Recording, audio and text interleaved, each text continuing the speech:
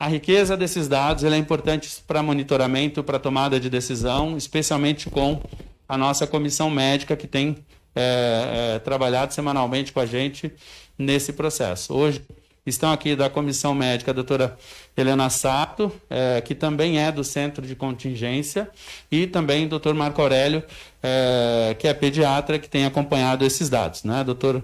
Lembrando que é composto ainda pelo doutor Wanderson, que está coordenando a comissão médica, e também pela doutora Luciana Becker, pediatra, e pelo doutor Medina, que também é do Centro de Contingência. Esses são os 5 membros da nossa comissão médica. A ideia aqui é que a gente vai fazer uma apresentação um pouco mais detalhada e, obviamente, com a participação tanto do Dr. Marco quanto da doutora Helena, e agradeço mais uma vez a presença de todos. Então, sem mais delongas, vamos passar rapidamente aqui a apresentação. Pode passar? Esse quadro é apenas para relembrar, né?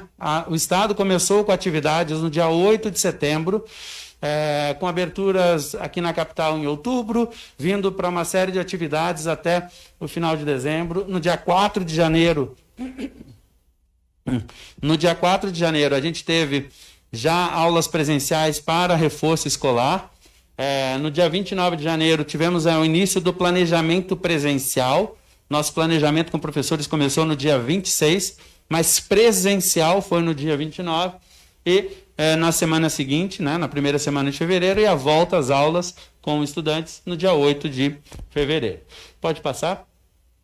A gente tem cada vez mais feito a pergunta o que nós precisamos fazer para que as escolas reabram com segurança, não mais quando reabrir. Eu acho que é essa a discussão. Isso é só para relembrar, né? A Secretaria tem feito um grande investimento na compra de EPIs, na compra de materiais, de reformas, pode passar. Reformas com dinheiro do PDDE, já foram aí mais de 1,5 bilhão investidos no programa Dinheiro Direto na Escola, para melhorar as condições em diversas frentes, inclusive para apoio às questões do Covid, mas também para outras questões, inclusive infraestruturais, né? Banheiros e tudo mais. Pode passar. E aqui nós chegamos a um ponto importante, né? Que de dar volta, uma das coisas mais fundamentais que nós temos é o monitoramento. A Secretaria, junto com a Secretaria de Saúde, com apoio, inclusive, da Comissão Médica, criou o CIMED, tem buscado aperfeiçoar essa ferramenta que é obrigatória para as escolas particulares, para as escolas da rede estadual e para as redes municipais que não têm conselho próprio. As redes que têm conselho próprio, elas são obrigadas a estar informando ao sistema público. Existe uma lei de 1975 que fala que qualquer doença transmissível precisa ser obrigatoriamente pelo sistema educacional informada ao sistema de saúde. Então, sempre é uma obrigação. Aqui nós estamos falando de um sistema onde nós vamos estar monitorando não só a nossa rede, mas como a rede privada. E a comissão médica, que é formada pelos médicos que citei aqui no início, obviamente apoiam e vão nos subsidiar na tomada da decisão a partir desses números, né? Avaliando qualitativamente, quantitativamente, de todos os formatos, e tecnicamente, obviamente, que é o nosso principal ponto com eles. Então, nós temos aqui uma ferramenta que passa a ser, que ela começou a funcionar basicamente agora, no ano de 2021. Pode passar? Algo importante que quando a gente fala do retorno às aulas, a gente começou com um processo de formação, em todos os momentos. Mesmo lá no ano passado, antes de abrir as aulas no dia 8 de setembro, a gente teve uma série de processos de formação, tanto interna como com agentes externos, né? A própria doutora Helena Sato e o doutor Marco já participaram de momentos em oportunidades distintas conosco. Lá no início de junho, falamos muito sobre, dentro das nossas transmissões diárias para mais de 150 mil profissionais, sobre os protocolos. Trabalhamos em formações online também via centro de mídia, com as equipes gestoras, com perfil de formação específico para quem lidera na escola, e formações também, obviamente, diretas aos nossos professores. Isso tem sido uma constante desde o ano passado, e, obviamente, nesse ano, pode passar, olhando para o início do ano letivo, nós reforçamos e aprofundamos ainda mais. tanto que na primeira semana, de 18 a 22 de janeiro, tivemos um trabalho muito forte já de transmissões com as equipes pedagógicas, com as diretorias de ensino, diretores de escola. Na semana seguinte, na semana 2, formações híbridas, uma parte à distância e aí uma parte presencial, por exemplo, a primeira semana de formação com os professores, que é a semana 2, que a gente está chamando aqui, os professores ficaram online do dia 25 ao dia 28 e no dia 29 tiveram o primeiro dia presencial nas escolas. Mas a gente teve o tempo todo fazendo lives aí com uma participação de 170 mil pessoas, 180, 160 mil, enfim, a cada um dos dias. Na semana 3, lembrando que a gente adiou o início das aulas da rede estadual do dia 1º para o dia 8, foi justamente para dar mais uma semana de planejamento. Foi uma semana totalmente presencial já com professores e funcionários nas escolas. E um processo muito importante, inclusive, de receber as famílias. Esta semana ali foi muito importante a mais para a gente, porque nós precisávamos receber as famílias, comunicar como é que seria esse retorno, ouvir, e a própria escola definir como seria o modelo de retorno, que existe mais de um. Pode passar? E a volta gradual que a gente tem feito, algumas coisas são muito importantes, né? Nas 3 primeiras semanas, a gente está muito focado no acolhimento dos alunos e objetivando sempre garantir oferta diária da merenda, tanto para o aluno que ele está no processo, como para aquele que precisa, que mesmo que não tenha aula, pode ir para a escola, ele pede a escola e ele pode ir só para fazer parte da alimentação escolar. Atividades de acolhimento, como eu disse, isso é uma base para a gente ainda importante, a gente ainda está nesse processo, né? Eu vou dar um exemplo muito claro. Na semana passada, muitas escolas organizaram por rodízio, né? O até 35%, ele organizou um grupo numa semana, então o aluno vai todos os dias da semana, outro grupo na semana 2, portanto, para um grupo de alunos, ontem foi o primeiro dia presencial, e outro grupo na semana 3 de aula, por exemplo, então teremos um outro grupo que estará indo pela primeira vez na escola na semana que vem. Então, esse formato de rodízio foi discutido na semana de planejamento e isso nos permite não só fazer o acolhimento, mas a prática dos protocolos, a organização dos protocolos sanitários e, obviamente, também muito focado na orientação do uso da tecnologia, né? Para garantir que o professor, que o estudante, que todos eles, todos os atores, saibam como acessar, se está com problema na plataforma, se não está, resolver esses problemas. Inclusive, temos hoje, em todas as nossas escolas, um professor destinado exclusivamente a fazer este acompanhamento, que é o nosso professor de acompanhamento de tecnologia, chamado Protec. Pode passar? Considerando as autorizações e as discussões em municípios, os decretos, nós temos hoje 3 milhões de alunos autorizados a frequentar as escolas, obviamente dentro do rodízio. O que isso quer dizer? São os municípios que autorizaram, são 516 municípios que autorizaram, esse número tem mudado. Com autorização efetiva de retorno das 5.300 escolas, 4.500 escolas efetivamente retornaram às nossas atividades, tá bom? Presencial.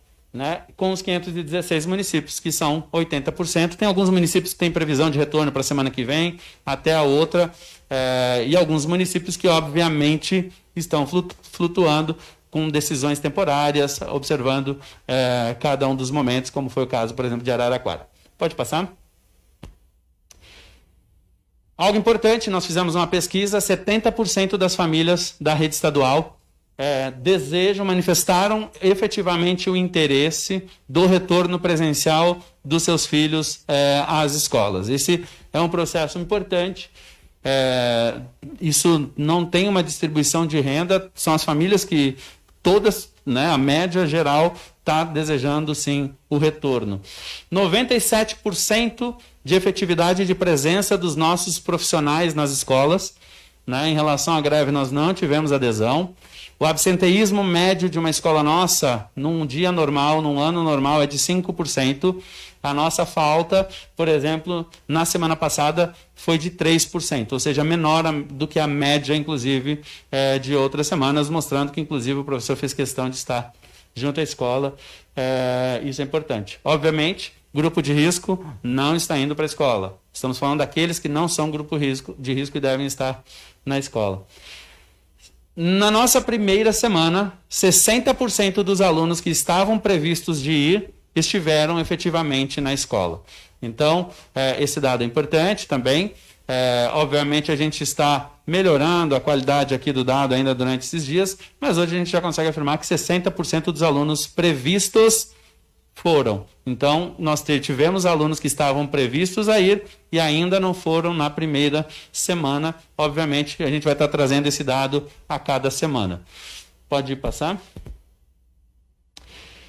Acho que aqui é importante só relembrar, né? Tem alguns passos, a gente já falou isso na outra coletiva, mas não custa manifestar novamente, trazer.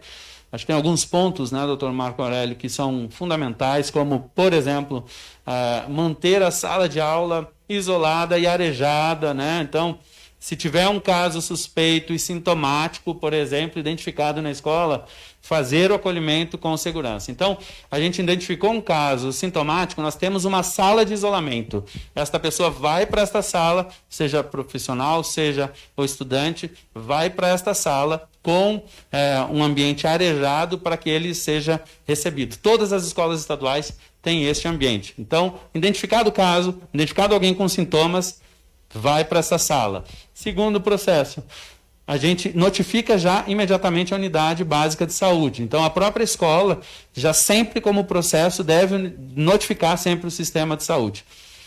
O terceiro passo é já imediatamente registrar o caso no CIMED, certo? E aí, a partir dali, para que a gente possa acompanhar. Então, casos suspeitos ou confirmados precisam sempre ser alimentados dentro do sistema de monitoramento. Assim que tiver a ocorrência, estou com uma pessoa com sintomas, que não quer dizer que seja o Covid, igual deve se alimentar dentro do sistema. Essa é a orientação que a gente tem dado. Pode passar? Obviamente, fazer toda a orientação para a busca do atendimento médico e, se for sintomático, fazer o exame. Essa orientação, inclusive, que é para toda a população, né? Sempre que for sintomático, buscar fazer. E fazer imediatamente o isolamento domiciliar, ou seja, a pessoa permanecer em isolamento e buscar sempre orientações médicas. A escola vai manter o estado ciente, né? Com a movimentação sempre dessas pessoas. O quinto ponto é monitorar e atualizar o CIMED. Eu informei lá no início, mas a pessoa fez o teste, não foi positivo ou não foi, ele precisa trazer essa informação novamente dentro do CIMED e sempre notificar a vigilância de saúde, né? Lembrando que a vigilância de saúde, eu estou aprendendo esses termos, né? Tenho tido aulas aí constantes em relação a isso. Vigilância de saúde engloba vigilância sanitária, o acompanhamento epidemiológico, todo o sistema de saúde, por isso a gente tem usado esse termo que aprendi que é o mais correto. Então, esses são os pontos, obviamente aqui a gente está resumindo muito o processo, mas esses são os pontos do processo de acompanhamento de caso a caso. Pode passar? Uma coisa importante, né? Quando a gente fala de informar a unidade básica de saúde, de estar acompanhando com a vigilância de saúde, casos de fechamento de escola são sempre tratados com a área da saúde. Né? Vai precisar fechar, não vai precisar fechar, um isolamento único é mais casos, é sempre com as secretarias de saúde, com a vigilância de saúde que a gente vai trabalhar.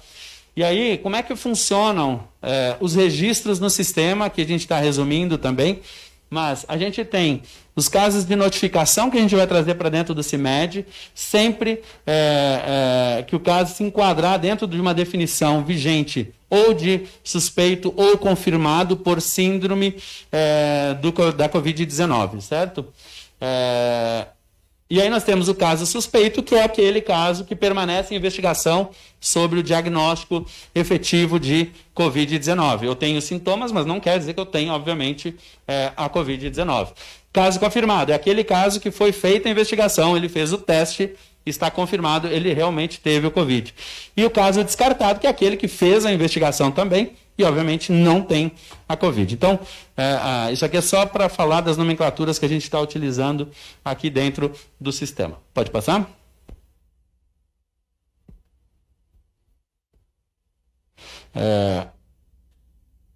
Então, vamos lá. Qual o dado base que a gente tem utilizado, né, dentro dessas definições, que Dr. Marco Aurélio e Helena também fiquem à vontade para comentar.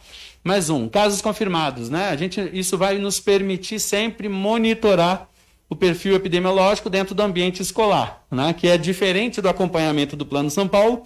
Aqui a gente tem um olhar exclusivo para o que acontece dentro da escola. Mas, obviamente, isso está linkado ao que acontece na comunidade, a gente vai falar um pouco sobre isso, né? Mas isso vai nos dimensionar melhor, vai nos ajudar a ter um processo de implementação de quais as medidas que a gente deve estar aprimorando nesse retorno.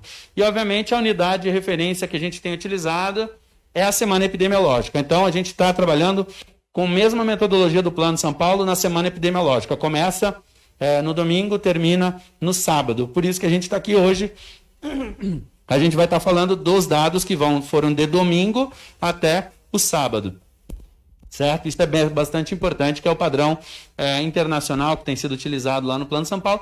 A gente vai utilizar o mesmo até para outras comparações que a gente pode fazer ao longo do tempo. E a Comissão Médica está trabalhando muito aí para criar estudos, inclusive, porque a gente vai passar a ter informações que poucos lugares têm no nível que a gente está tendo. Acho que isso é um ponto relevante, né, doutor Marco, que a gente tem discutido bastante lá com a comissão. É uma riqueza importante aqui, inclusive, para as tomadas de decisão, mas também de estudos que podem ser realizados. Pode passar? Queria só falar de dimensão de pessoas, né? Quando a gente está falando aqui em cada uma das semanas, a gente vai mostrar semanas anteriores, né? Lembrando que o sistema começou a ser efetivamente informados os casos durante o mês de janeiro, mas nas semanas de 4 a 22 de janeiro, a média de pessoas que estiveram na escola eram 150 mil estudantes, entre servidores, outras pessoas, terceirizados, enfim. Fechamos presencialmente a média de 295 mil pessoas entre os dias 4 e 22 de janeiro.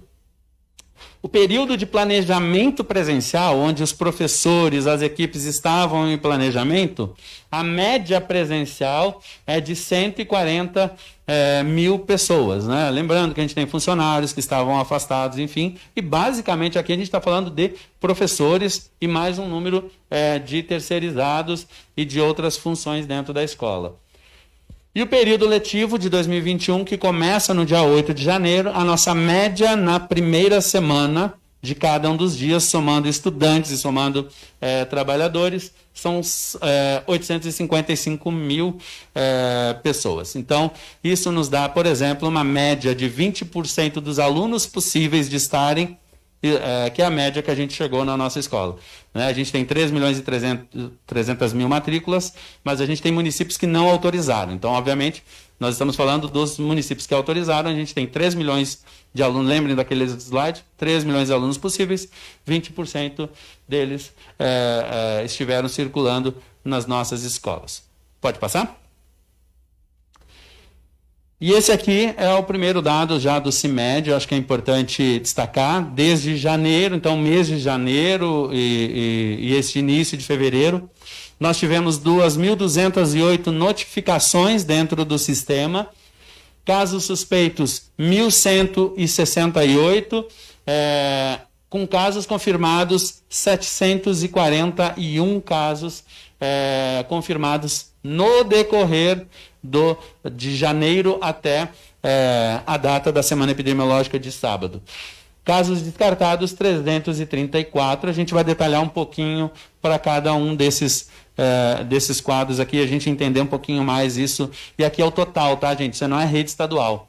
Isso aqui é considerando rede privada, rede estadual e redes municipais, que tiveram muito menos retorno ainda, então os números são menores das redes municipais, mas especialmente rede estadual e redes privadas que tem este número aqui.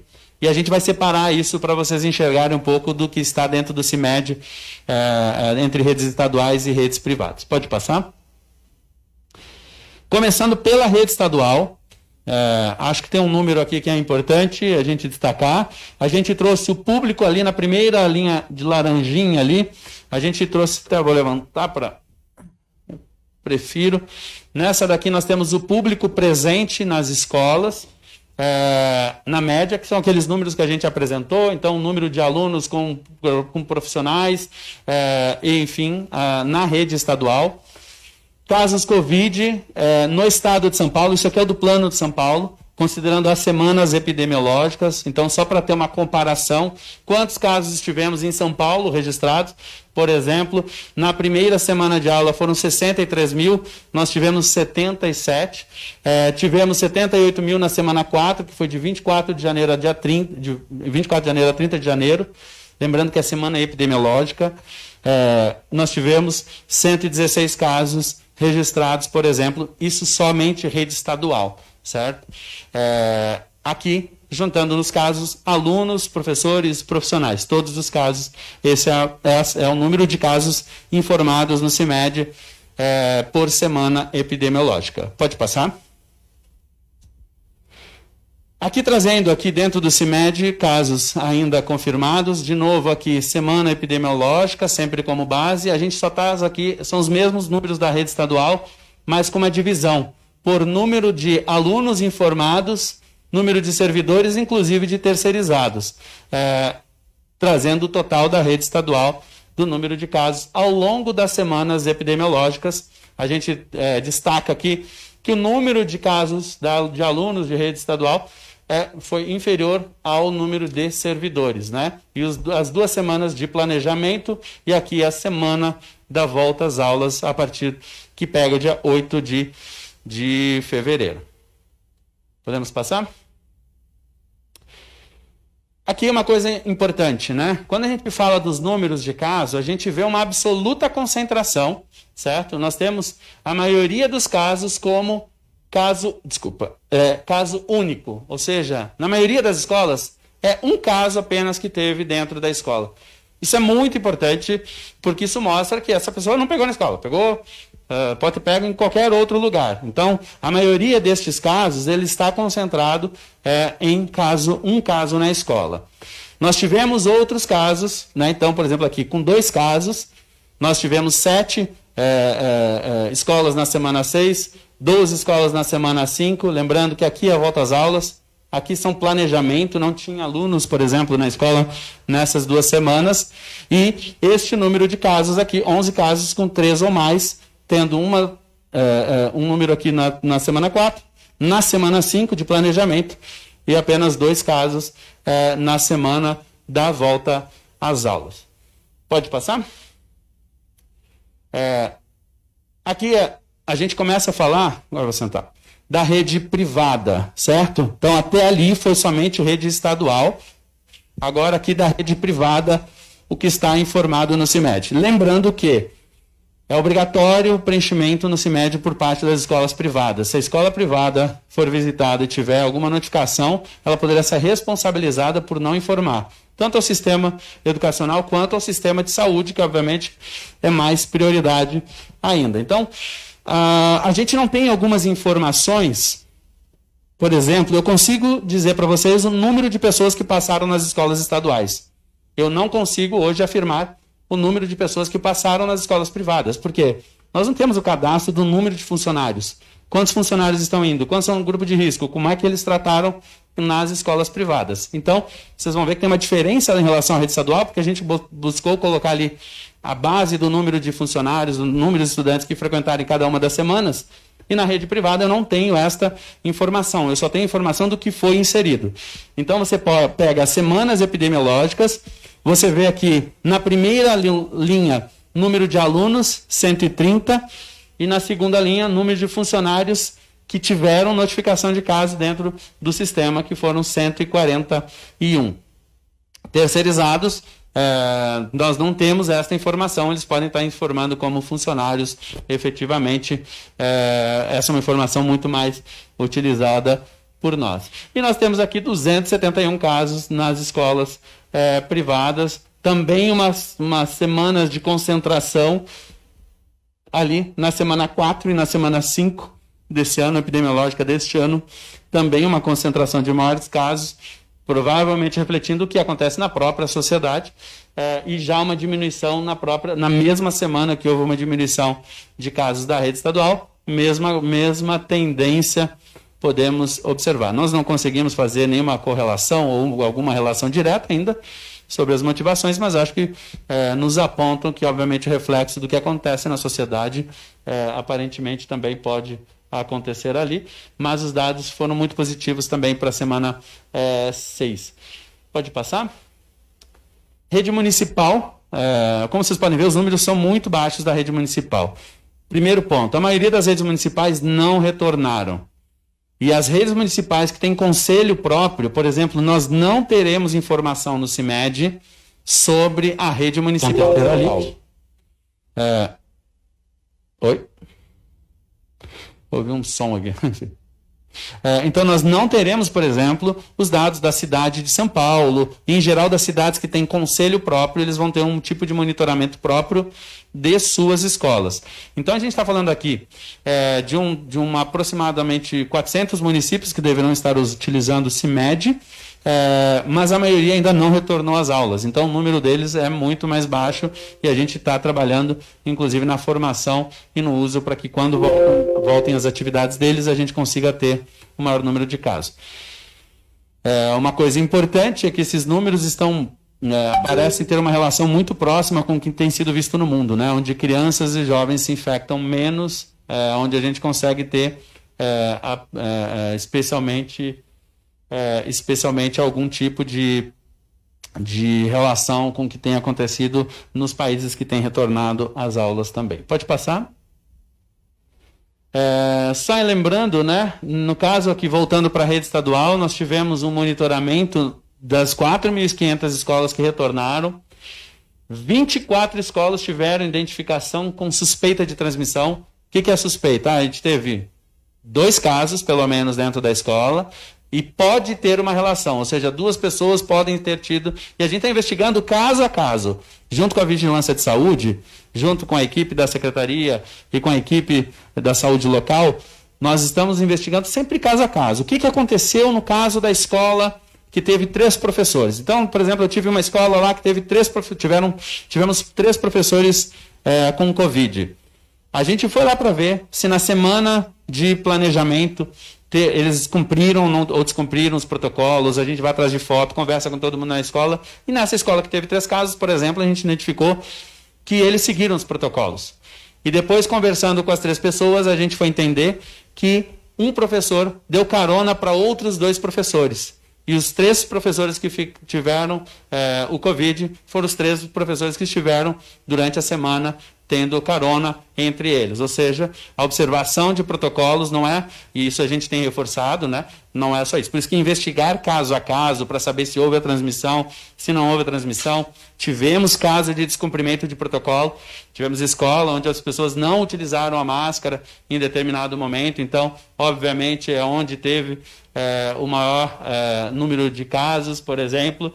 E com isso, das 24 escolas, nós tivemos 9 escolas que foram, durante a semana passada, fechadas por ter mais de 2 casos e por determinadas situações. Então, essas 9 escolas, 2 delas já retornaram, outras estão ainda num processo de quarentena, e, obviamente, a gente vai estar observando toda semana, esta semana já estamos monitorando e vamos continuar, e na semana que vem traremos a atualização destes números. E aqui, especialmente, né? Essas 9 escolas são o tipo de tratamento que a gente deu na semana passada, né? Então, durante a semana passada, elas não tiveram atividades ou retomaram durante a semana, né? A gente tem tido todo o cuidado de sempre a decisão deste procedimento ser tomado sempre junto com a Vigilância de Saúde, tanto ouvindo sempre que necessário o Estado, ouviremos sempre que necessário a nossa comissão médica, mas, sobretudo, a comunicação para a saúde municipal e a tomada de decisão sempre conjunta, sempre precavendo o máximo possível. Pode passar? Aqui eu queria pedir que, na verdade, o Dr. Marco Aurélio comentasse, né? Tem surgido notícias aí, teve um veículo da imprensa de São Paulo que noticiou recentemente o aumento de ocupação, de internações de crianças, e eu acho que sempre é importante esclarecer, e aí eu peço que o Dr. Marco Aurélio possa comentar um pouco desse tema, que eu acho que é fundamental que a gente mantenha a nossa comunidade esclarecida. Bom, bom dia a todos. Eu acho que esse é um ponto muito importante, né? O monitoramento das internações pediátricas. Então, é muito importante que fique claro que em pediatria existe um conceito que chama-se sazonalidade de algumas doenças respiratórias. Então, é sabido que, normalmente, a partir do mês de fevereiro e março, principalmente, há um aumento no número de casos de doenças respiratórias em crianças, atribuídos a determinados vírus respiratórios que conhecemos há muito tempo e que sabemos que circulam exatamente nesses meses. Muito interessante, porque em 2020 houve pela primeira vez um desaparecimento virtual desses vírus respiratórios dos hospitais pediátricos. Então tivemos um cenário, eu que em 30 anos de pediatria nunca vi isso, um cenário em que esses vírus virtualmente desapareceram, principalmente o vírus da bronquiolite, que é um vírus conhecido, né, dos pais, porque acomete principalmente as crianças pequenas e acomete praticamente todas as crianças até que elas completem 2 ou 3 anos de idade. O próprio vírus influenza e outra, vamos dizer, gama grande de vírus respiratórios que desapareceram. O que existe de curioso nessas primeiras semanas do ano, e que eu compartilhei com o secretário Rossielli, com toda a Comissão Médica de Educação, é que em hospitais onde fazemos vigilância de vírus respiratórios, ou seja, em que a gente busca a causa das hospitalizações e dos atendimentos pediátricos nessas crianças, nós identificamos o retorno desses vírus respiratórios que não o novo coronavírus. Então, voltamos a observar a ocorrência de casos pelo vírus da bronquiolite, por outros vírus respiratórios. E o que observamos nos nossos hospitais pediátricos, eu particularmente trabalho em 2 grandes hospitais pediátricos daqui da cidade de São Paulo, o que nós observamos é que houve um aumento do número de internações, muito atribuído a esses outros vírus respiratórios que não o vírus causador da Covid-19. Em relação ao aumento dos casos de internação de crianças por Covid-19 em particular, o que nós obtivemos de dados é que ele apenas refletiu o aumento do número de casos de Covid-19 que ocorreu na comunidade de uma forma geral. Então é absolutamente esperado que, uma vez que haja aumento do número de casos, haja aumento do número de internações em todos os grupos etários e, evidentemente, as crianças não são uma exceção a essa regra, mas com uma distribuição proporcional de casos nessas várias idades, dentro daquilo que a gente previa já inicialmente, dentro daquilo que a gente tinha anteriormente a essa situação. Obrigado, doutor Marco. Pode passar, eu acho que a gente está concluindo aqui, já vai abrir. Eu queria só falar, assim como último tema, porque para a gente é importante, né? Também saiu uma matéria interessante, eu acho que a gente precisa falar mais sobre isso enquanto sociedade, que a volta às aulas, quase um ano depois do nosso fechamento, ele tem ainda provocado distintas emoções, distintos desafios dentro das nossas escolas, especialmente para os jovens que mais precisam.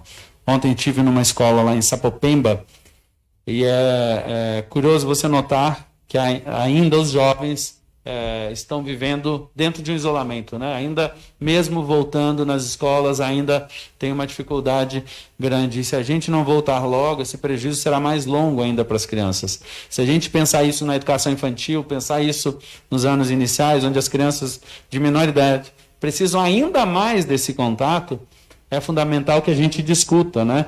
E aqui tem um testemunho lá que uma diretora trouxe de um aluno de 13 anos que disse para ela, né, que graças a Deus voltou para a escola porque não aguentava mais ver o pai batendo na mãe, né? Isso aqui é o exemplo de uma criança, obviamente, mas quantos outros casos de outros tipos a gente tem, e a escola é sim uma oportunidade para a vida desses jovens que não pode mais ser fechada. Eu agradeço, a gente vai abrir para perguntas, fico à disposição, ficamos aqui todos à disposição, lembrando que estão aqui comigo também o doutor Haroldo, que é nosso secretário executivo, que tem ajudado também nessa coordenação, a Renilda, que é a nossa chefe de gabinete, e algumas pessoas da minha equipe que estão acompanhando. Eu concluo aqui passando rapidamente um vídeo de como foi o retorno às aulas nesta semana mostrando alguns estudantes nossos em atividades junto com os nossos profissionais. Pode passar, obrigado. Bem-vindo, bem-vindo, bem-vindo, seja bem-vindo ao ambiente escolar. Bem-vindo, bem-vindo, bem-vindo, aqui estamos para te ajudar.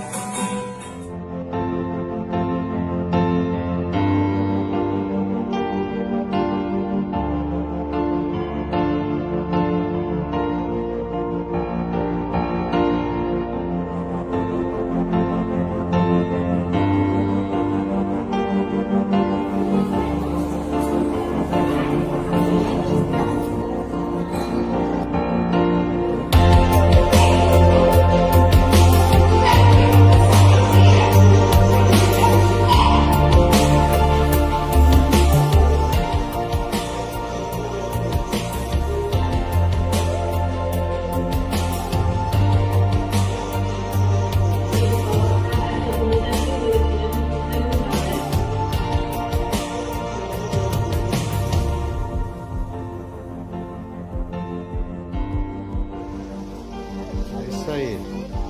Vambora, Angelão. Aí que desça. Ajeitando. Alô, meu garoto. Falta da escola,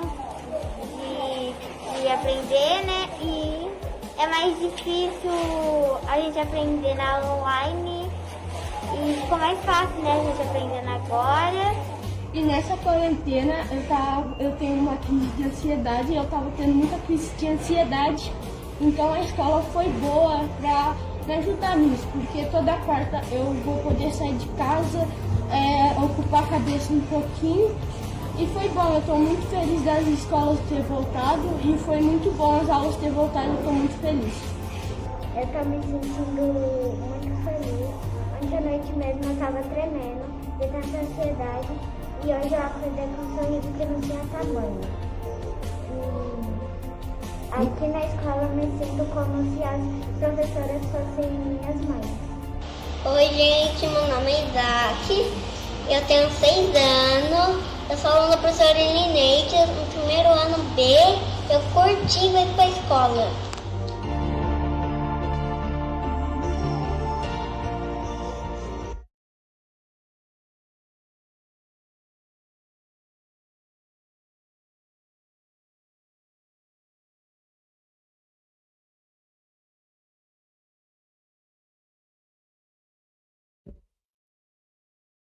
Áudio, agora foi.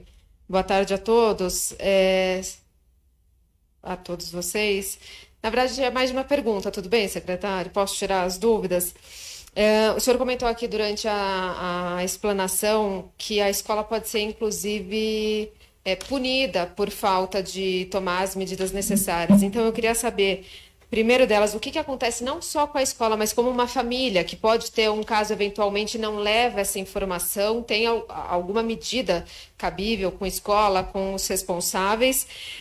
Se vocês pensam de atuar de maneira mais pontual naqueles municípios que estão com piores índices de saúde, vamos dizer, Araraquara, se eu não me engano, está na região vermelha, Ribeirão Preto, se nessas regiões tem orientações específicas.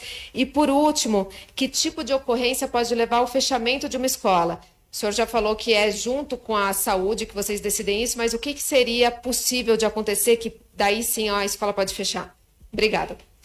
Vamos lá. Eu vou me servir até da doutora, talvez, Helena Sato, para falar em relação às medidas responsáveis, porque eu me referi aqui em relação especificamente ao processo educacional. A escola tem por obrigação, na lei federal, esqueci o número da lei federal, que é de 1975, informar sempre ao sistema de saúde, seja ela pública, seja ela privada, seja ela de educação básica ou de ensino superior, informar as autoridades da área de saúde qualquer tipo de doença, não só a Covid, qualquer tipo de doença transmissível. Então, lá a própria lei já traz que cabe responsabilidade sobre a não informação, né? O segundo ponto em relação a isso nós tornamos como Conselho Estadual a obrigatoriedade do preenchimento do CIMED. Então, se uma escola privada, por exemplo, souber de casos e não informar tanto as autoridades de saúde, que é um dos procedimentos, informar a unidade básica de um caso, ou de 5, ou de 10, ou aquela lá que teve mais casos lá, por exemplo, lá em Campinas. É obrigação sempre de informar. Então, se nós entendermos que a escola está descumprindo, que ela tinha consciência, tinha conhecimento sobre a situação e não fez, ela poderá sim ser responsabilizada, inclusive chegando ao ponto de nós fazermos com a supervisão e o encaminhamento, além do encaminhamento para as autoridades sanitárias e de acompanhamento. Podemos fechar sim a escola, eventualmente, se ela descumprir isso, porque é base da segurança do retorno às aulas ter a informação, certo? Isso é fundamental. No caso da escola estadual, por exemplo, nós podemos ter, inclusive, processo administrativo caso haja um descumprimento da não informação. A não informação não nos ajuda. A não ter o caso aqui inserido no sistema não nos ajuda. Conhecer sempre e acompanhar cada um dos casos é o que vai fazer a diferença nesse processo. A gente sempre disse que a coisa mais importante é saber quem são os contactantes. Então, ter a informação do caso suspeito, do caso confirmado, do caso descartado, vai nos dando a bússola, seja para o atendimento macro de uma rede, seja para o atendimento exclusivo de uma escola. Se o fechamento vai se dar por uma sala de aula, para a escola, se a cidade está em outra situação, tudo isso a gente pode estar nessa discussão corroborando. Obviamente, esse é um tema que a gente vai ficar sempre em cima e notificando, inclusive, aqueles que não estiverem informando os casos. Uma coisa importante que a gente está trabalhando aí é para unificar, né? Os sistemas de saúde terão acesso ao CIMED, então as secretarias municipais de saúde, por exemplo, enxergarão dentro do CIMED, a gente conversou semana passada e essa semana com a Secretaria do Estado de Saúde, e inclusive com o Comitê Interinstitucional das Secretarias de Saúde, para que eles tenham acesso. É importante eles terem acesso, inclusive, para eles observarem se os dados estão cruzando, porque eles têm acesso aos dados gerais que o sistema de saúde tem, eles também terão acesso, inclusive, para entender a movimentação. Então, depois eu não sei se tem outras medidas possíveis fora deste âmbito aqui educacional, né? Em relação ao caso de Araraquara, especificamente, o prefeito tomou uma decisão de fazer um lockdown, não é com a educação, é com todos os setores, né? É lockdown mesmo dentro da cidade. Ontem tive uma conversa, inclusive com o prefeito Edinho, a respeito disso. Obviamente nós vamos respeitar, porque essa tem uma justificativa lá que foi apresentada pela prefeitura. Mas nós, por exemplo, ontem tratamos da importância da alimentação para os alunos que mais precisam. E tomamos uma decisão, ouvi o prefeito, ele me autorizou, sobre a importância de continuar, por exemplo, servindo alimentação escolar para os alunos mais pobres que mais precisarem. Aqueles que pedirem, as escolas, mesmo agora lá nessa situação, estarão recebendo os alunos para servir a alimentação escolar, porque esse também é um problema que tem grandes reflexos. Então, e as outras atividades a gente vai respeitar dentro desses dias. A cidade que não tem um lockdown e que a gente continua com as atividades, como Ribeirão, os cuidados são sempre os mesmos, redobrados, seguir o protocolo. Nitidamente, o que a gente foi olhar aqui dos casos que a gente encontrou, seguindo o protocolo, pode olhar, de 4.500 escolas, são pouquíssimos casos, e casos com mais de um caso dentro da escola, são pouquíssimos ainda, seguir protocolos. E aí a gente foi encontrando casos. Eu citei esse caso dos 3, mas eu posso citar, por exemplo, teve uma escola que no planejamento estava sem as máscaras, então teve mais casos dentro da escola. Não seguir o protocolo, que é o problema, seja em qualquer uma das etapas, né? A gente tem dito isso, inclusive o centro de contingência repete, inclusive para quem já tomou a vacina. Para quem tomou a vacina, o que muda? Nada. Tem que seguir todos os protocolos, tem que seguir todos os cuidados. Você imagina na escola também. A gente também tem que seguir todos os protocolos. Doutora Helena, quer comentar? Só ligar. Não, botãozinho. Aí. Aperta e segura. Olá, boa tarde a todos. Eu só quero complementar um pouquinho aqui o que o secretário colocou, mas está relembrando com vocês que nós, em fevereiro, nós estamos completando quase um ano da circulação desse vírus, né? Um ano. Eu confesso para vocês, eu sou uma pessoa otimista. E eu, naquela época, né, junto com a equipe lá do CVE, onde a gente trabalha, realmente, na época, não imaginava que a pandemia, né, ou esse vírus tomou toda essa proporção. Talvez acho que pelo meu lado otimista de ser, não é? Mas sempre pé no chão. O que eu queria só colocar que neste momento no estado de São Paulo nós temos notificados, confirmados 1 milhão, esse é o boletim de ontem, tá bom? 1.915.914 casos. Infelizmente, 56.304 óbitos.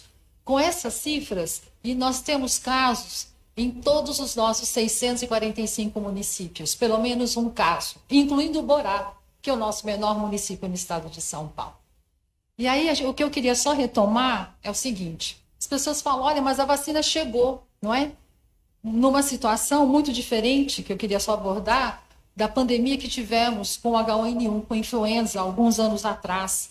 Naquela época, a dimensão dessa pandemia não era dessa proporção, e naquela época nós tivemos a chegada de vacinas num número maior e conseguimos vacinar mais rapidamente. A vacina naquela época chegou mais cedo. Neste ano, né, com esta pandemia, vocês têm observado, não é por falta de avanço de tecnologia. A tecnologia para as ações de vacinação e descoberta de novos imunobiológicos temos, mas a sua produção, considerando toda essa tecnologia nova, não necessariamente a gente consegue vacinar da proporção que a gente gostaria.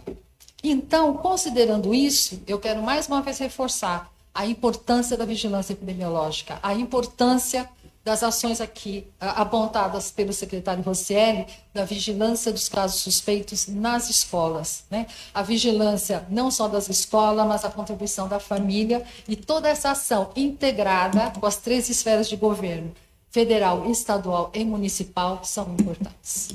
Então, era só isso que eu queria reforçar. Obrigado, doutora Helena. Próxima pergunta.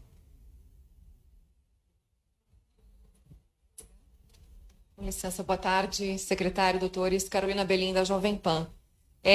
Quanto à questão das escolas fechadas, secretário, o senhor citou 24 com suspeita de transmissão e 9 fechadas por ter mais de 2 casos. A questão realmente dessa decisão do fechamento é principalmente relacionada a essa suspeita de que esteja sendo transmitido nas escolas e, por exemplo, tem como a gente saber onde foram essas 24 e essas 9? Existe uma região em que vocês têm observado que, enfim, os casos estão sendo registrados?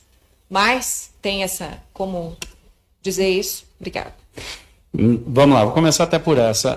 Os casos são registrados, bem espalhado, não tem uma região localizada que tenha mais ou menos. Não teve nada que, até o momento, a gente possa dizer que é localizada a uma região. A gente, aliás, tem monitorado isso, olhando até para o Plano São Paulo, tentando refletir se uma região é mais ou menos. Enfim, até o momento, não. Né? Obviamente que isso é um acompanhamento constante. A gente não tem divulgado os casos específicos, até por preservação, dependendo da situação da escola, do funcionário e da pessoa.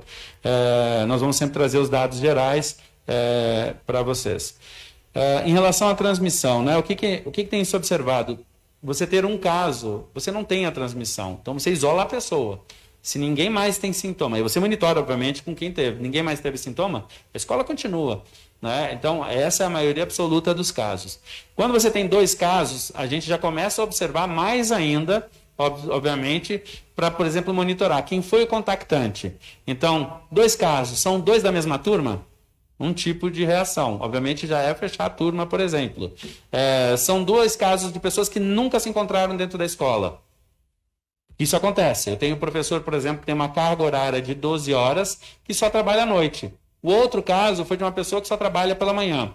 Né? Não, nitidamente não há uma correlação entre os 2 casos. Então, a cada um das escolas, a gente faz um acompanhamento e vai buscar entender, né, qual é a possibilidade. Como eu dei o exemplo aqui daquele caso da carona. Né? A gente não enxergava dentro da escola, até que conversando com os professores, a gente, por exemplo, olhou para o fator carona, que era algo que foi inclusive um aprendizado, né, de orientação que a gente está reforçando. Então, nós hoje estamos trabalhando sempre isso. E a decisão do fechamento é sempre em conjunto com a Vigilância de Saúde. Acho que o Dr. Marco Aurélio pode comentar aqui. Eu só queria agregar 2 comentários muito importantes e que também abordam um pouco da sua pergunta que eu queria tocar, que é em relação a critérios para fechamento de escolas e critério para interrupção. Então, uma das estratégias exitosas no sentido de tentar permitir, né, o funcionamento das escolas tem sido a formação de bolhas, de coortes.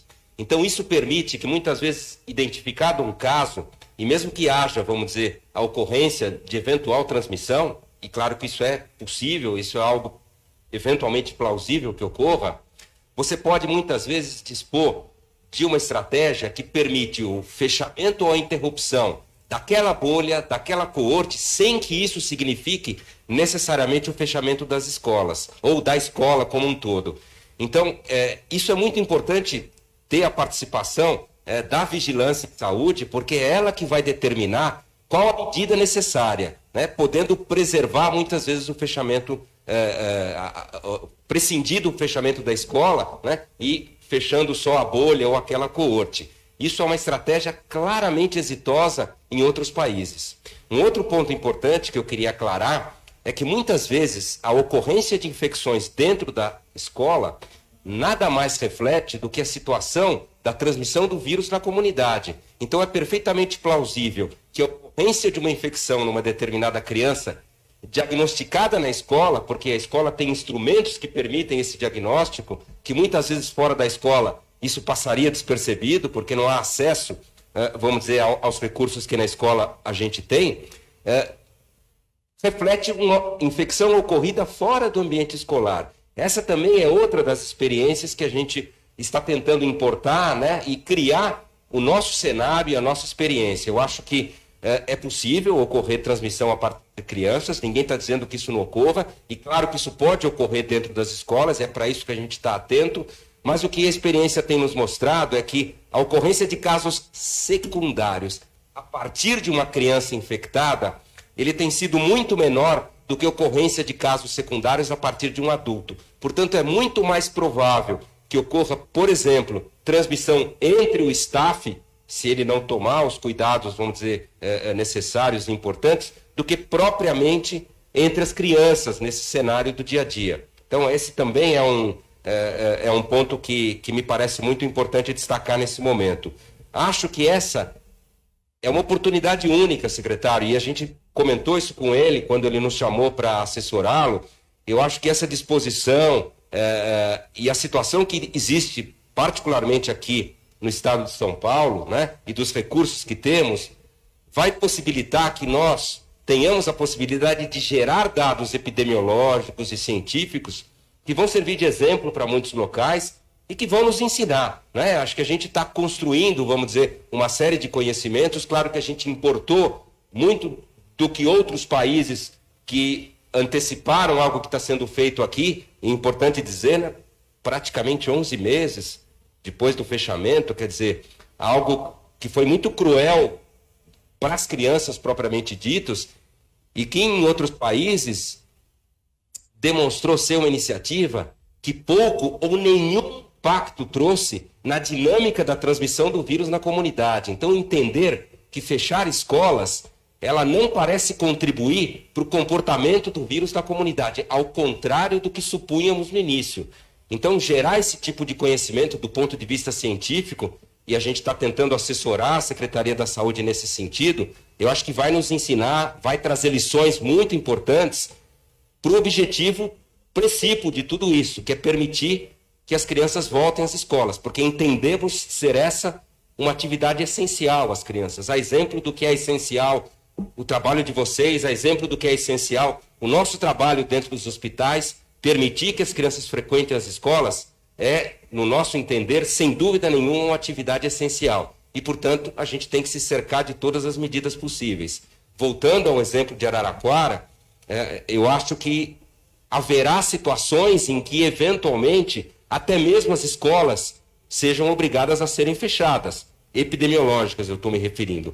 Mas nunca como primeira medida a ser implementada. Antes mesmo da gente, vamos dizer, interromper atividades outras que trazem muito mais impacto na transmissão do vírus na comunidade e que, portanto, têm implicações no comportamento, na dinâmica da transmissão, mas que se mantiveram abertas em detrimento do funcionamento das escolas. Acho que esse é, talvez, o principal dos ensinamentos que a experiência internacional nos trouxe e que, tenho certeza, está sendo, vamos dizer, olhada com muita atenção aqui na Secretaria de Saúde. Queria até complementar, né? Exemplificar isso. A educação tem um potencial de acompanhamento que poucas áreas de atividades outras da sociedade têm. Quando você vai no restaurante, se você foi no restaurante ontem e hoje você tem Covid, você não volta lá no restaurante para informar. Restaurante, eu tive Covid. Verifica os seus funcionários. Ele só verifica os dos funcionários deles. Ou seja, os clientes, ele nem conseguiria fazer esse mapeamento, esse acompanhamento. Nós conseguimos acompanhar os nossos clientes. Nós conseguimos acompanhar as famílias, os estudantes, os profissionais. Isso faz uma diferença tremenda no processo. Esse é um dos fatores que fez com que o mundo conseguisse olhar para a volta às aulas de uma outra maneira. Porque poucos setores econômicos ou setores diversos, né, não só do ponto de vista econômico, tem esse tipo de controle. Eu acho que isso é fundamental. Nosso grupo é controlado. A gente sabe quem deve entrar na escola. A gente está cada vez mais controlando. Só entra o aluno, só entra o professor e outras pessoas de fora somente com horário marcado para manter, por exemplo, a organização de protocolo. Acho que esse também é um aprendizado importante que a educação tem tido no mundo inteiro e a gente também aqui no estado de São Paulo. Vamos para as próximas perguntas. Bom dia, Cleiton do Jornal Agora. Secretário, eu queria entender um pouco melhor sobre essa questão dos números que o senhor apresentou das escolas fechadas. Foi explicado melhor agora que o protocolo pode vir a fechar uma turma e não necessariamente uma escola.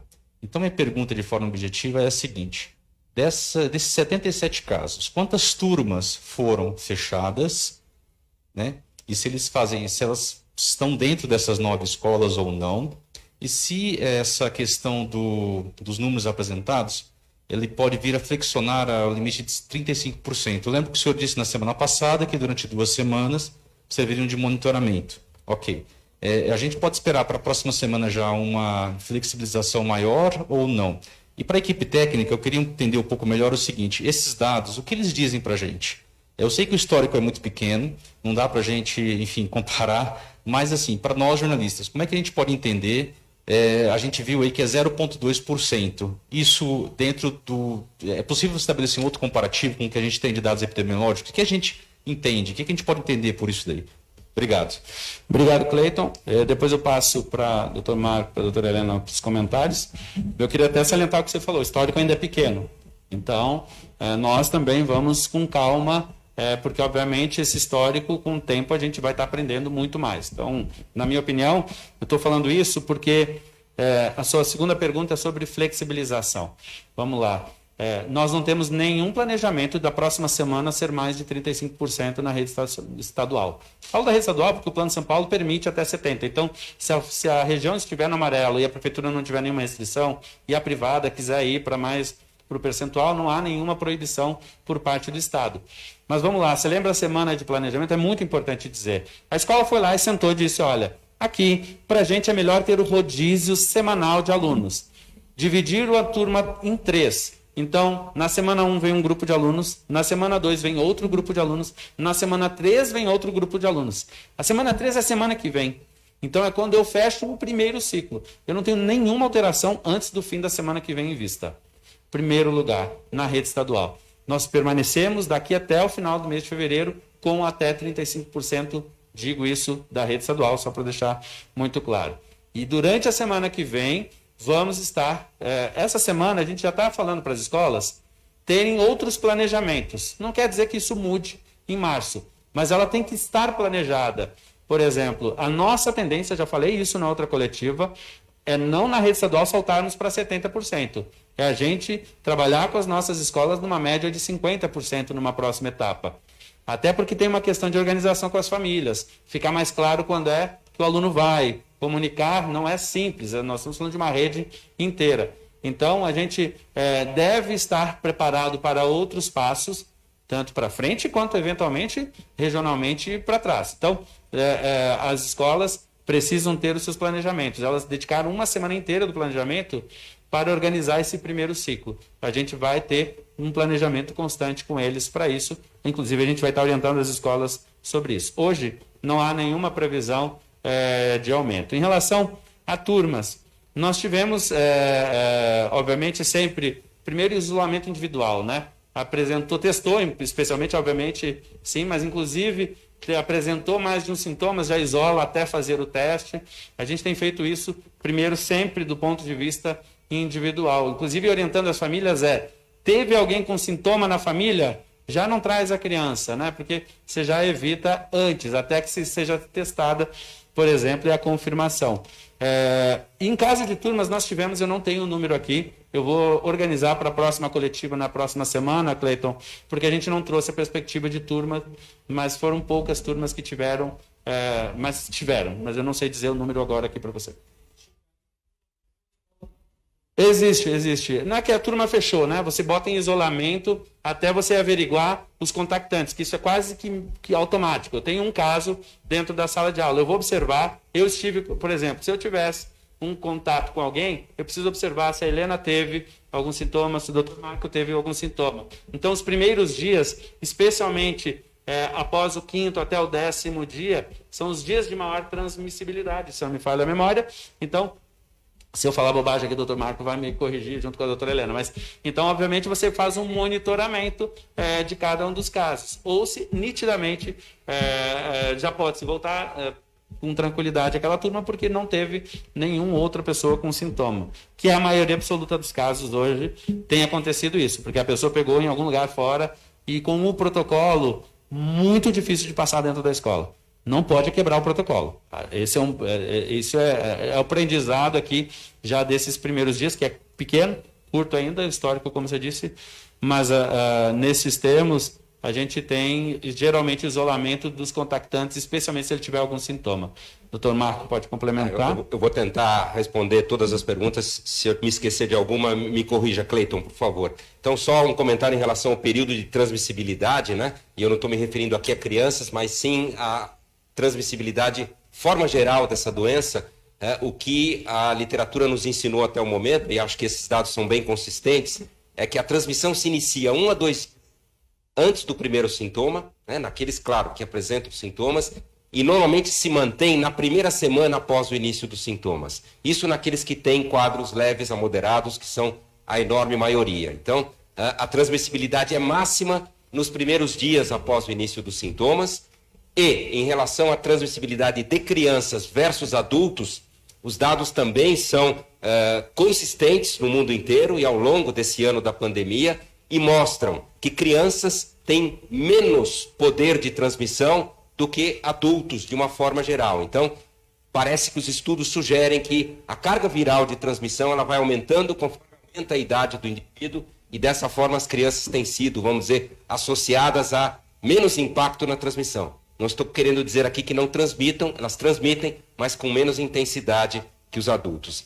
A sua pergunta, Cleiton, se me recordo corretamente, diz respeito aos dados epidemiológicos, né, o impacto na comunidade, né, e o risco de infecção na escola versus o risco na comunidade. Então, claro que são dados muito preliminares, e eu me reservo aqui, secretário, a antecipar que seguramente esses números vão aumentar, porque eles são ainda números incipientes, né, dados incipientes e que vão seguramente aumentar. Isso é esperado que ocorra, né, está dentro do cenário. Mas o que nós aprendemos, Cleiton, e o que nós aprendemos até o momento mostra que o risco, quando se investiga esses casos que ocorrem dentro das escolas e se rastreia a origem desses casos, e há ferramentas que permitem isso, que é um dos nossos objetivos aqui para apoiar a secretaria, é implementar essas ferramentas de estratégia de testagem e investigação, é que muitas das vezes os estudos demonstraram isso, que a maioria das infecções teve origem fora da escola e não dentro da escola. Então, esse é o primeiro ponto. O segundo ponto, tentando também responder a sua pergunta, estudos que compararam o risco das crianças se infectarem, ou seja, essas taxas que você comentou de 0,x% aí de infectados, etc., em crianças que frequentavam atividades escolares versus crianças na mesma comunidade, mas que estavam fora das escolas, não mostrou que a presença das crianças nas escolas representasse um aumento de risco de infecção em relação a grupos etários da mesma idade que estavam fora das escolas. E parece compreensível isso, porque a escola consegue implementar medidas como uso das máscaras, distanciamento, higienização, que no nosso dia a dia, quando as crianças saem às suas atividades, seja no supermercado, no parque, no ginásio, no clube, enfim, nas atividades do dia a dia, essas medidas que as protegem não estão implementadas com o mesmo rigor que a gente observa dentro das escolas. E essa talvez seja a explicação. E o último comentário que eu ia fazer, né? Eu acho que a gente vai ter a experiência pela primeira vez de ver o que vai ocorrer com os outros vírus respiratórios dentro de um cenário de cuidados que nunca ocorreu anos anteriores nas escolas. Surtos de influenza, de sincicial, sempre ocorreram dentro das escolas e nunca motivaram fechamento de aulas ou interrupções, etc., e muito menos a implementação dessas medidas, a despeito de muitas das vezes esses outros vírus representarem, particularmente para as crianças, às vezes uma carga de doença muitas vezes igual até a da Covid-19 para esse grupo etário. Então a gente vai ter pela primeira vez a oportunidade de observar o que ocorre quando a influenza começar a circular na nossa cidade, agora que o sincicial está circulando, né, implementadas essas medidas. Eu acho que essas também são, vamos dizer, cenários que se apresentam e que vão ser muito interessantes da gente investigar daqui para frente. Obrigado.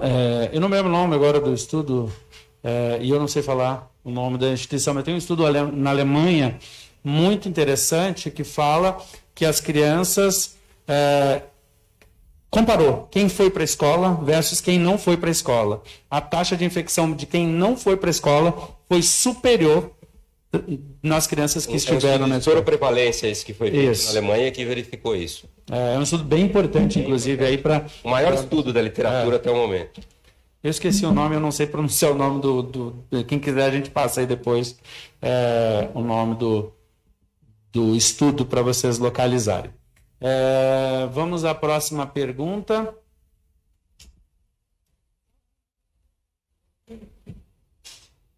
Oi, boa tarde. Eu sou a Paula Félix, eu sou do Estadão.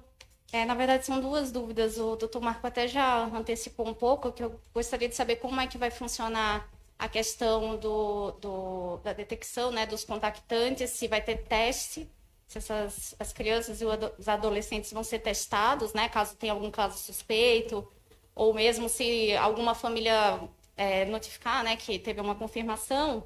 E a minha segunda dúvida é em relação à circulação, né, da variante britânica, que o Reino Unido já investiga, né, se tem alguma relação com aquela síndrome rara, né, a síndrome multissistêmica inflamatória pediátrica. Eu gostaria de saber se já existe algum planejamento para monitorar, né, principalmente os primeiros sintomas, né, para saber se essa síndrome pode acabar afetando algum aluno. Obrigada.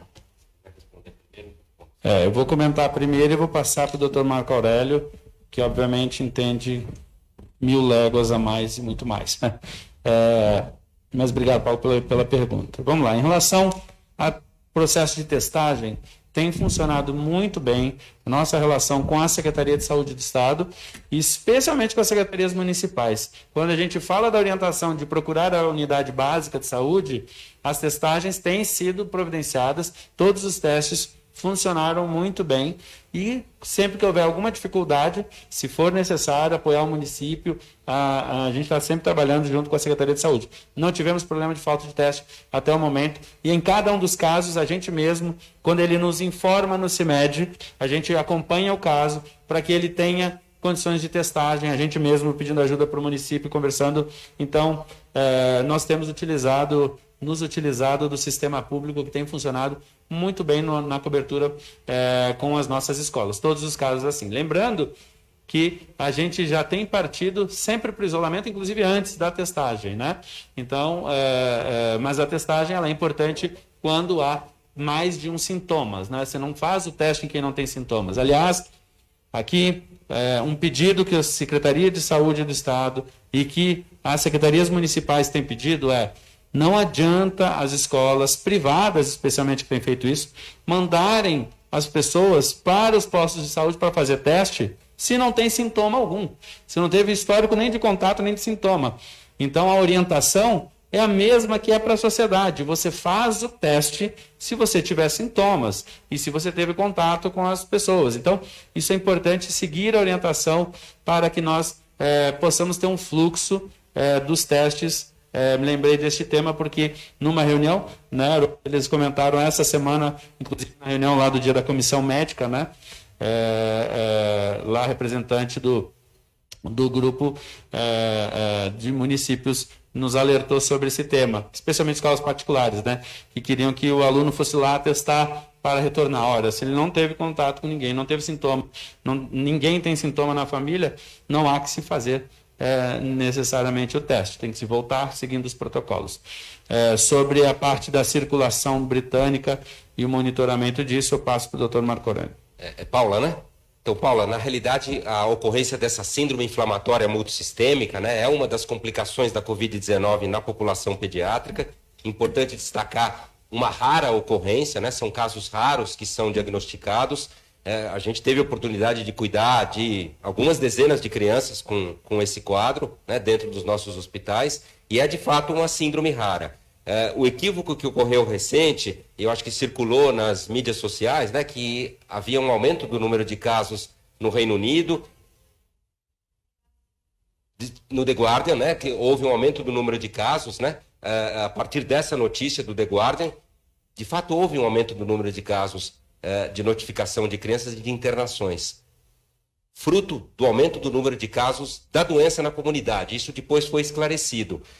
E houve uma publicação na semana seguinte a essa reportagem, uma publicação do Lancet, onde eles olharam com detalhes e de maneira criteriosa como se comportaram os casos atribuídos à variante britânica em comparação com os casos precedentes no Reino Unido. E a distribuição etária dos casos era absolutamente a mesma em crianças, ou seja, a proporção de casos atribuídos à variante britânica que ocorriam em crianças era exatamente a proporção de casos que ocorreram anteriormente, né, com os variantes anteriores que circularam. Ou seja, a conclusão é que esta variante britânica, a despeito de ter maior chance de transmissão e ser mais infecciosa, em absoluto, ela representa alguma particularidade para as crianças, né? E ela apenas vai refletir um cenário de maior transmissão do vírus. E uma das conclusões do estudo do Lancet foi até que, em termos de severidade, e são dados preliminares que não permitem ainda a conclusão, mas em termos de severidade não foi observada maior gravidade com essa variante em relação às que a precederam. Pedro, complementar, agora aqui me mandaram o nome que eu não me lembrava, Dr. Burkhard Tonschoff, não sei se eu pronunciei certo. Como é que você esqueceu esse nome? Não, então, muito inapropriado da minha parte, da Universidade de Heidelberg, do Hospital Infantil da Universidade, né? Esse estudo é bem interessante, vale a pena quem quiser se aprofundar sobre este tema, vale. Acho que concluímos por aqui, né, Luciano? Eu fico à disposição, caso tenha algum atendimento que queiram. Agradeço. Nós vamos, talvez, fazer um ajuste na próxima semana do horário, tentar fazer um pouco mais cedo, certo? Mas a gente vai anunciar para vocês durante a semana. De novo, a ideia é fazermos esse acompanhamento semanal, trazendo os dados e aprimorando cada vez mais esses dados, com mais informação. Acho que a gente trazer essa transparência, eu agradeço.